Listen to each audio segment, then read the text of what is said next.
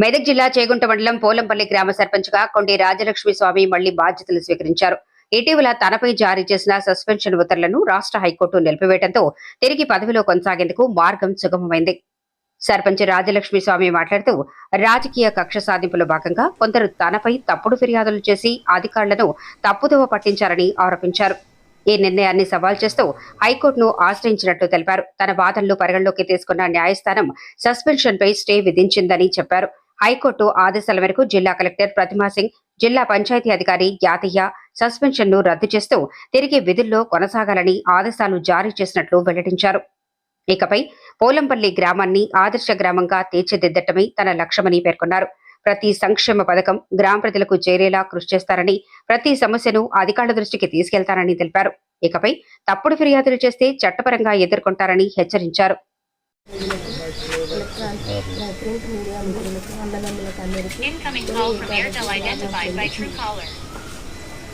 నేను ఈరోజు పొలంపల్లి గ్రామ సర్పంచ్ కొండి రాజ్యలక్ష్మి. ఈ ప్రెస్ మీట్ సందర్భంగా నేను మీకు ఒక అనుకుంటున్నాను. నాపై కొంతమంది తప్పుడు ఆరోపణలతో, రాజకీయ కక్ష సాధింపులతో నన్ను అవమానపరుస్తూ, నన్ను మానసికంగా ఇబ్బంది పెడుతూ, నా పైన కక్ష రాజకీయ కుట్రలు తెప్పించి మేడం గారికి నాపై తప్పుడు ఆరోపణలు ముద్రీకరించి సమాచారం ఇచ్చిర్రు. దాని మూలంగా మేడం గారు నన్ను 10/7/2026 శుక్రవారం నాడు సాయంత్రం నన్ను సస్పెండ్ చేశారు.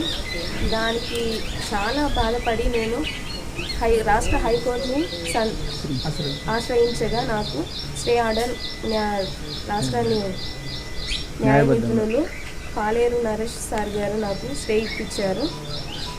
అదేవిధంగా నేను మేడం గారిని కలిసి నాపై ఉన్న స్టే ఆర్డర్ను తొలగించి నాకు అవకాశం మళ్ళీ కల్పించినందుకు మేడం గారికి నా మనస్ఫూర్తిగా, కలెక్టర్ మేడం గారికి నాకు మనస్ఫూర్తిగా కృతజ్ఞతలు తెలియజేసుకుంటున్నాను. ఈ కష్టకాలంలో నాకు సహాయపడినటువంటి నా గ్రామ ప్రజలకు, నా పాలకవర్గ సభ్యులకు అందరికీ మనస్ఫూర్తిగా, మా అందరి అధికారులకు నాకు కృతజ్ఞతలు తెలియజేసుకుంటాను.